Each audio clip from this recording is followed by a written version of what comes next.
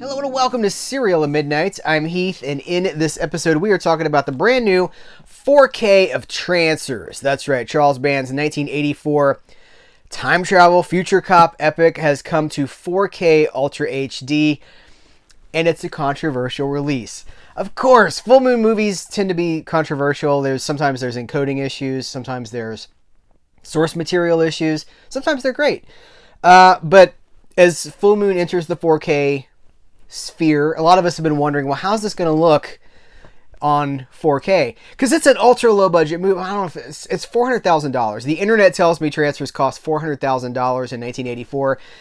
That's low considering it's shot on film. You got to think of the film cost and the processing cost, paying the actors. You've got Tim Thomerson and a young Helen Hunt in an early role. The idea of the movie is that Tim Thomerson is a future cop, and he goes back in time to catch a fugitive who's running away. But the thing that it handles time travel in a really interesting way, because you get an injection, and then your essence is sent to an ancestor. So it's an interesting approach. It's actually got a pull quote here from Quentin Tarantino, who is a fan, and it's a cult classic. A lot of us love this movie, and it's written by Danny Bilson and Paul DeMeo, who are the guys behind the Flash TV series, the 1990, the original Flash TV series. And it's just really ambitious. It's got a lot of interesting ideas, but it's a low-budget movie. So how does it look on 4K? It's a mixed bag. Before I go any further, I want to thank our subscribers. Please thumbs this video up. Please like it. Please subscribe. That helps us to get into the algorithm. It helps other people discover this channel. Helps YouTube to suggest these videos to other people. Also, special thanks to our Patreon supporters. We've got over 130 exclusive episodes just on Patreon. Collection tours, like 10 hours of collection tours. Got a live stream, not a live stream, it's a group watch. We got a group watch coming up for Halloween in a couple of weeks that I'm really looking forward to with Patreon. So any way you can support the channel, please do. So with Trancers, I have the Blu-ray as well. I have the 2014 Blu-ray. So I've seen this movie looking a specific way on home media, and pop this disc in, and immediately I notice it's much darker and it's kind of gray. Now, Trancers was a pretty colorful movie. It's got a lot of saturation, like natural flesh tones. There's a lot of neon in the movie. That was a choice. There's a lot of neon in this movie. In the 4K version, it's been very just darkened and desaturated, and it's cold and gray now. And that's a choice. And so here's what we have to weigh, because Blu-rays are not necessarily a representation of what the theatrical presentation was supposed to be. So that's why when you see people going like, well, here's what the Blu-ray looks like, and here's what the 4K looks like, and they look different, the 4K is wrong. Well, maybe the Blu-ray is wrong. Does the Blu-ray represent? Blu-rays were almost always brighter and more colorful and punchier because they wanted to. That was the marketing, right? It's like, look how bright and colorful they are. They look so good, because they were trying to sell the format. So did that Blu-ray look like the theatrical presentation, which is the source? So I don't know what the source for this 4K is. I don't know if it's original camera negative. I don't know if it's an interpositive.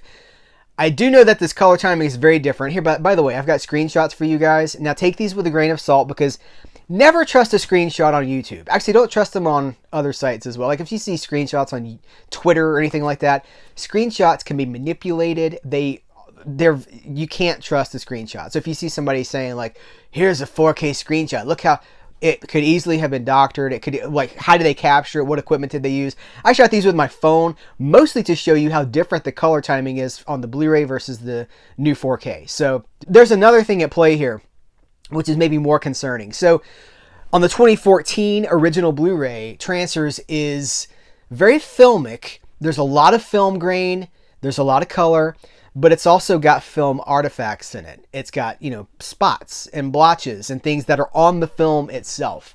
None of that is here on the 4K. So that's why I think it's probably sourced from something pretty close to the original. If it's not original camera negative, I don't know.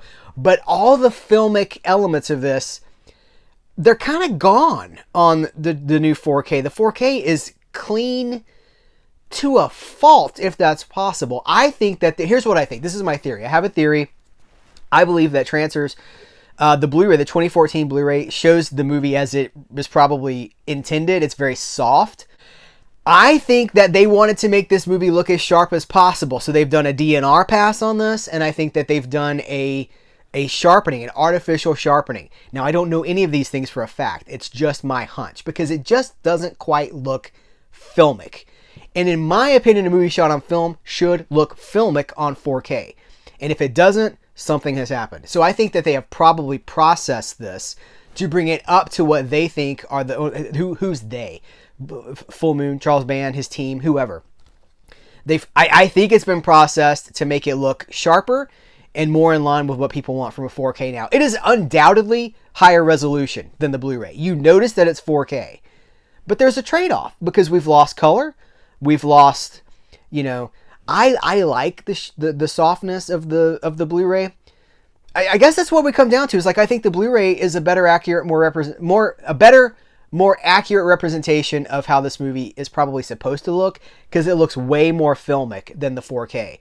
But here's where things get even more complicated. Skadoosh, as I throw the 4K. Here's where things get even more complicated. The new 4K comes with a new Blu-ray disc that is not the same as the 2014 Blu-ray. These are two different Blu-rays.